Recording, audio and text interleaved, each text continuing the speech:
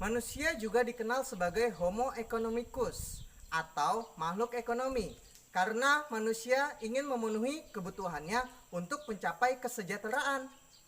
Lalu, apa yang dimaksud dengan ekonomi? Apa yang kalian pikirkan jika mendengar tentang ekonomi? Bisa uang, bisa pasar, bisa bank. Ekonomi berasal dari bahasa Yunani, yaitu oikonomia. Oikos artinya rumah tangga dan nomos artinya aturan. Jadi, ekonomi adalah ilmu yang mempelajari aturan rumah tangga. Rumah tangga yang dimaksud adalah keluarga atau bisa disebut konsumen, produsen, pemerintah, dan masyarakat luar negeri. Menurut Richard G. Lipsey, economics adalah ilmu yang mempelajari pemanfaatan sumber daya yang langka untuk memenuhi keinginan manusia yang tidak terbatas.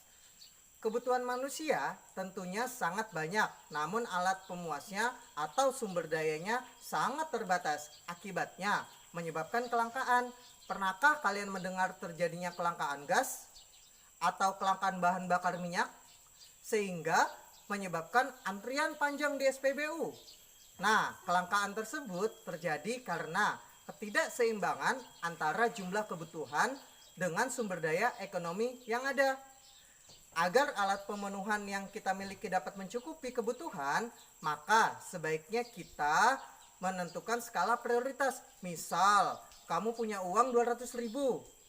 Nah, lalu kamu ingin membeli sepatu seharga 150.000.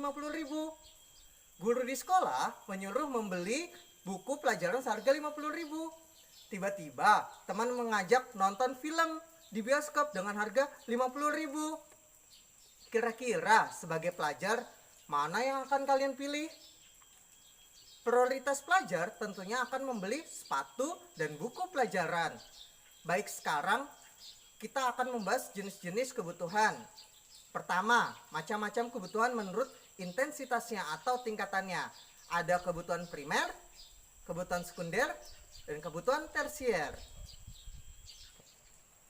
Kebutuhan primer adalah kebutuhan pokok yang harus dipenuhi karena jika tidak akan mempengaruhi kelangsungan hidupnya. Contohnya sandang, pangan, dan papan.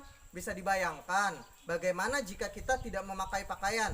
Tentu tubuh kita rentan penyakit kan, karena tidak dapat melindungi dari panas dan dingin. Atau bisakah kita tidak makan dan minum selama 1 minggu berturut-turut? Tentunya kita bisa terkena penyakit lalu meninggal. Dan tentunya kita juga mempunyai tempat tinggal untuk berlindung. Yang kedua, ada kebutuhan menurut sifatnya, yaitu kebutuhan jasmani, kebutuhan rohani. Kebutuhan jasmani adalah kebutuhan yang memberikan kepuasan kepada badan. Misalkan berolahraga, makan, minum obat bagi orang sakit. Selanjutnya ialah kebutuhan rohani. Kebutuhan rohani adalah kebutuhan yang dirasakan untuk kepentingan jiwa manusia. Contohnya rekreasi, beribadah, nonton TV, nonton YouTube, scroll Instagram, main games. Tapi secukupnya saja ya. Ingat, belajar selalu. Yang ketiga adalah kebutuhan menurut waktu penggunaannya, yaitu sekarang dan masa depan. Kebutuhan sekarang harus dipenuhi pada saat dibutuhkan. Contohnya makan, minum, dan obat bagi orang yang sakit. Lalu kebutuhan masa datang, kebutuhan yang ditangguhkan untuk masa yang akan datang. Misalnya tabungan pendidikan, tabungan haji, dan lain-lainnya. Yang terakhir adalah kebutuhan menurut subjeknya, yaitu kebutuhan individu dan kebutuhan kelompok. Nah, coba lihat kacamata Pak Oji, bisa nggak kalau dipakai untuk 2 orang? Tentu nggak bisa kan? Nah, kacamata Pak Oji disebut kebutuhan individu. Kebutuhan kelompok dapat dirasakan bersama-sama, misalkan sekolah, jalan raya, pasar, dan lapangan. Nah, sudah paham kan penjelasan dari Pak Oji tadi?